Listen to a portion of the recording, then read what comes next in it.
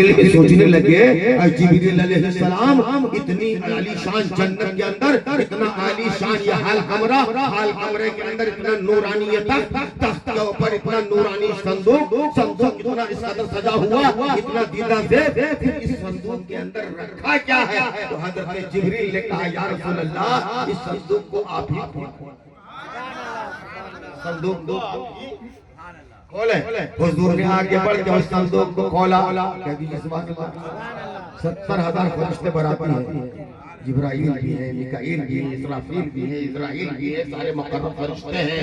اور جب حضور نے صندوق کھولا تو حیرت کی انتہا نہ رہی، ایک بہت ہی عالی شان عمدہ خوبصورت جبہ اس کے سبحان اللہ سبحان اللہ، جبہ مبارک رکھا ہوا ہے۔ آج آپ کو یہ پتا چلے گا کہ شب معراج کے دولہ اللہ کی بارگاہ سے اللہ کی عطا سے دو قسم کے تحفہ لے کے آئے۔ ایک نماز کا تحفہ ہے جو تحفہ خاص ہے، تحفہ عام ہے، اور ایک جبہ مبارک ہے جو تحفہ خاص ہے۔ میرے آقا نے جب اس جبہ کو دیکھا دل میں خیال پیدا ہوا، اللہ کی بارگاہ میں سوال کیا اور کیا کہا، اے الہ العالمین یہ بہت ہی خوبصورت جبہ ہے، بہت عمدہ کپڑا ہے، بہت ہی چمکدار ہے، بہت ہی دیدہ دیب ہے، اے اللہ تو اس جبہ کو کس کے لیے بنایا ہے؟ خاتم غیبی سے آواز آئی، اے شب اسرا کے دولہا، اے میرے محبوب اس جبے کو میں نے اپنے دست قدرت سے بنایا ہے، آپ شوق سے زیب تن سبحان اللہ سبحان اللہ، اللہ اکبر یا رسول اللہ، شوق سے زیب تن فرما لیجئے۔ میرے آقا نے اس جبے کو نکالا، حضرت جبریل حضرت میکائیل نے ہاتھ لگایا، میرے آقا کو جنت کے اندر اس جبے کو پہنا دیا، اور پہنا دینے کے بعد میں ہر طرف شیشے لگے ہوئے تھے۔ میرے آقا نے دیکھا جبے کو، بہت زیادہ پسند آ گیا، بہت زیادہ خوبصورت تھا، بہت عمدہ تھا، بہت خوشبودار تھا، ایسا جبہ کسی نے دیکھا ہی نہیں تھا، چونکہ دست قدرت نے تیار حضور کے لیے تیار کیا گیا تھا۔ کتاب میں لکھا ہے معن میرے آقا کے دل میں اس وقت کے خیال گزرا کہ الہ العالمین جب میں بظاہر دنیا سے چلا جاؤں گا تو یہ جبہ میرے پاس رہے گا یا میں کسی کو عطا کروں گا؟ بڑی ایک باریک تحقیق آپ کے سامنے بیان کرنے جا رہا ہوں۔ یہ جبہ میرے پاس رہے گا یا اگر میں چاہوں تو کسی کو دے سکتا ہوں؟ تو غیب سے آواز آئی، ہاں دے سکتے ہیں۔ غیب سے آواز آئی کیا؟ اے میرے محبوب اس کو دے سکتے ہیں۔ جب شب معراج سے واپس جائیے اپنے چاہنے والوں کو جمع کیجئے، اور جمع کرنے کے بعد میں سوال بتایا دیتا ہوں، اپنے چاہنے والوں سے اپنے خلفاء سے سوال کیجئے، جو اس سوال کا جواب دے گا، جواب تو سب دیں گے مگر جو میرے بتائے ہوئے جواب کی طرح جواب دے گا یہ جبہ اسی کو دے دے گا۔ سبحان اللہ، جو میرے بتائے ہوئے جواب کی طرح جواب دے گا یہ جبہ اسی کو دے دینا۔ معراج کی شب میں اللہ نے سوال بتا دیا اور اس کا جواب بتا دیا۔ میرے آقا 5 وقت نماز کا تحفہ لے کر کے آ گئے، اب وہ جبہ لے کے آ گئے، اور صبح سویرے آپ نے ایک گھر کے اندر، ایک مکان کے اندر اپنے چاہنے والے جو اس وقت تک ایمان لا چکے تھے صحابہ کو جمع کیا، صدیق اعظم کو بلایا، فاروق اعظم کو بلایا، عثمان غنی کو بلایا، مولا علی کو بلایا، بلال حبشی کو بلایا، اور جتنے اس وقت تک ایمان لا چکے تھے سب کو بلا لیا۔ بلا لینے کے بعد میرے آقا نے مجمع عام میں اعلان کیا، اے لوگوں آج کی شب میں مجھے معراج ہوئی تھی، حضرت جبریل 70,000 فرشتوں کی جرمٹ میں مجھے لینے کے لیے آئے تھے، میرے قلب کو دھویا گیا، زمزم کے پانی سے صاف کیا گیا، شگاف ڈالا گیا، اور پھر اس کے بعد مجھے براق پر بٹھا کر کے یہاں سے بیت المقدس لے کے گئے۔ میں نے اولین و آخرین کے نبیوں اور رسولوں کی امامت فرمائی، امامت کرنے کے بعد میں براق پر سوار ہوا بیت المقدس سے اور آسمان کی طرف پرواز کر گیا، اور آسمانوں کی سیر کرایا حضرت جبریل نے۔ اور جب میں جنت کی سیر کر رہا تھا اور چوتھی جنت کی سیر کر رہا تھا تو اللہ تبارک و تعالی نے یہ جبہ میرے لیے تیار کیا تھا، کیونکہ جو نوشہ ہوتا ہے اس کو جوڑا ملتا ہے۔ سبحان اللہ سبحان اللہ، جو نوشہ ہوتا ہے اس کو جہاں دولہا بن کے جاتا ہے جوڑا دیتے ہی نہیں دیتے۔ تو حضور شب اسرا کے دولہا ہیں، جنت کو دلہن کی طرح سجایا گیا ہے تو جنت کے اندر جوڑے کا کام اللہ نے کیا کہ نہیں کیا؟ جبے کا انتظام کیا کہ نہیں کیا؟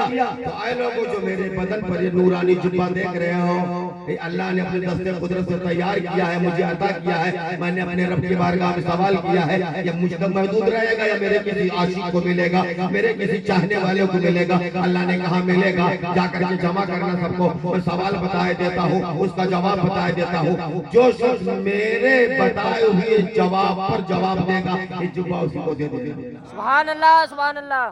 اب میں سوال کرنے جا رہا ہوں، اب آپ لوگوں میں سے جس سے میں سوال کروں وہ بتائے اس سوال کا جواب کیا ہے؟ جس کا جواب اللہ کے بتانے کے مطابق جواب صحیح ہوگا میں جبہ اسی کو دے دوں گا۔ جیسے اتنا اعلان کرنا تھا ہر صحابی اپنے جگہ پر چلنے لگا، جھومنے لگا۔ مجمع پر میرے آقا نے ایک نگاہ ڈالی اور نگاہ ڈالنے کے بعد انہوں نے کہا جی ہاں ہونا یا ابا بکر، ابو بکر یہاں آؤ، ابو بکر یہاں آؤ۔ حضرت ابو بکر قریب آ گئے، قریب آ جانے کے بعد میں کان میں چپکے سے میرے آقا نے کہا ابو بکر یہ نورانی جبہ اگر میں تمہیں دے دوں تو تم کیا کرو؟ سبحان اللہ بولو یار، سبحان اللہ۔ میری آواز ایسی نہیں، خراب ہو گئی آواز موسم کی وجہ سے، ورنہ ساتھ دیجیے آپ ابھی آواز کھولے گی انشاءاللہ۔ سبحان اللہ۔ صدیق اعظم ابو بکر بتاؤ اگر یہ میں نورانی جبہ تمہیں دے دوں جو اللہ نے آج کی شب میں مجھے دیا تو تم کیا کرو گے اس جبہ کو پانے کے بعد؟ تو چپکے سے جواب دیا کان میں حضرت سیدنا ابو بکر صدیق نے کہ یا رسول اللہ اگر یہ نورانی جبہ آپ نے مجھے عطا کر دیا تو اس نورانی جبہ کو پانے کے بعد میں دنیا میں صداقت پھیلاؤں گا۔ سبحان اللہ سبحان اللہ۔ آواز لگاؤ سننا چاہتا ہوں یا رسول اللہ اگر یہ نورانی جبہ آپ نے دے دیا تو میں دنیا میں صداقت پھیلاؤں گا۔ میرے آقا نے فرمایا اجلس مکانک جاؤ اپنی جگہ، سبحان اللہ۔ اجلس مکانک جاؤ اپنی جگہ بیٹھ جاؤ۔ حضرت ابو بکر گئے اپنی جگہ پر بیٹھ گئے، پھر حضرت عمر کو اشارہ کیا عمر یہاں آ جاؤ۔ حضرت عمر اپنی جگہ سے اٹھے حضور کی بارگاہ میں حاضر ہو گئے، کہا عمر اپنا کان قریب لاؤ، انہوں نے کان قریب کر دیا۔ میرے آقا نے چپکے سے عمر کے کان میں کہا ہے عمر اگر یہ نورانی جبہ جو اللہ نے آج کی شب میں مجھے دیا ہے عطا کیا ہے اگر میں تمہیں دے دوں تو تم کیا کرو گے؟ حضرت عمر نے اپنا جواب دیا سرکار کے کان میں یا رسول اللہ اگر آپ نے نورانی جبہ ہمیں عطا کر دیا تو اس نورانی جبہ کو پانے کے بعد میں دنیا میں عدل و انصاف پھیلاؤں گا۔ سبحان اللہ غور سے بولے سبحان اللہ۔ عدل و انصاف پھیلاؤں گا۔ اتنا جواب سننے کے بعد میرے آقا نے حضرت عمر سے کہا کہ جس مکانت جاؤ۔ حضرت عمر جہاں سے آئے تھے ان کے چلے گئے اسی مقام پر بیٹھ گئے۔ پھر مجمع پر میرے آقا نے نگاہ ڈالی، حضرت عثمان کے چہرے پہ نگاہ مرکوز ہو گئی، کہا عثمان یہاں آؤ۔ حضرت عثمان بھی قریب آ گئے، کان قریب لاؤ، کان قریب کر دیا۔ میرے آقا نے چپکے سے حضرت عثمان کے کان میں کہا کہ اے عثمان اگر یہ نورانی جبہ میں تمہیں دے دوں تو تم کیا کرو گے؟ تو حضرت عثمان غنی نے کہا یا رسول اللہ اگر یہ نورانی جبہ آپ نے اس خادم کو اس غلام کو عطا کر دیا تو اس نورانی جبہ کو پانے کے بعد میں دنیا میں سخاوت پھیلاؤں گا۔ سبحان اللہ۔ جواب سننے کے بعد میرے آقا نے کہا اجلس مکانت جاؤ اپنی جگہ بیٹھ جاؤ۔ حضرت عثمان گئے اپنی جگہ بیٹھ گئے۔ میرے آقا نے مجمع کے اوپر نگاہ ڈالی، آگے سے لے کے پیچھے تک دیکھا، دائیں سے لے کے بائیں تک دیکھا۔ مجمع کے ایک کونے میں حضرت علی مولا کائنات بیٹھے تھے۔ مولا کائنات کے چہرے پہ نظر پڑ گئی، کہا اے علی یہاں آؤ۔ جی ہاں ہونا علی یہاں آؤ۔ حضرت علی دبے پاؤں چلے آئے ادب کے ساتھ حضور کی بارگاہ میں حاضر ہو گئے، کہا اے علی کان قریب لاؤ۔ حضرت علی نے اپنا کان قریب کر دیا۔ کان قریب کرنے کے بعد میرے آقا نے ارشاد فرمایا کہ اے علی اگر یہ نورانی جبہ جو میں تمہیں دے دوں آج کی رات میں اللہ نے مجھے عطا کیا ہے اس نورانی جبہ کو پانے کے بعد تم کیا کرو گے؟ تو حضرت علی نے میرے آقا کے کان میں چپکے سے کہا یا رسول اللہ اگر یہ نورانی جبہ آپ نے مجھے دے دیا تو اس نورانی جبہ کو پانے کے بعد میں دنیا کے سارے لوگوں کے عیب کو چھپاؤں گا۔ علی کا جواب دینا ہی تھا کہ میرے آقا نے فرمایا اے علی انت لہو وہو لک، اے علی یہ جبہ تمہارے لیے ہے اور تم اس جبہ کے لیے ہو۔ سبحان اللہ سبحان اللہ سبحان اللہ یا رسول اللہ۔ انت لہو وہو لک، اے علی یہ جبہ تمہارے لیے ہے تم اس جبہ کے لیے ہو۔ مجمع عام نے اس جبہ کو اتارا اور حضرت علی مولا کائنات کو پہنا دیا۔ علماء مشاہد قائم فرماتے ہیں اسی جبے کا نام ہے خرقہ خلافت، اسی جبے کا نام ہے خرقہ ولایت، اسی جبے کا نام ہے خرقہ سیادت، اسی جبے کا نام ہے خرقہ قیادت، اسی جبے کا نام ہے خرقہ طہارت، اسی جبے کا نام ہے خرقہ ولایت و خلافت، اور آج تک اس جبے کی برکت چلی آ رہی ہے۔ میرے آقا نے مولا علی کو عطا کیا، تبھی تو اعلیٰ حضرت فرماتے ہیں یا الہی رحم فرما مصطفیٰ کے واسطے، یا رسول اللہ کرم کیجئے خدا کے واسطے، مشکل حل کر شہ مشکل کشا کے واسطے، کربلا رد شہید کربلا۔ سبحان اللہ سبحان اللہ، اللہ اکبر، یا رسول اللہ۔ تو جب حضرت علی کو جبہ دے دیا گیا تو حضرت علی نے دنیا سے پردہ فرمانے کے بعد اسی خرقہ ولایت و خلافت کو امام حسن کو دے دیا۔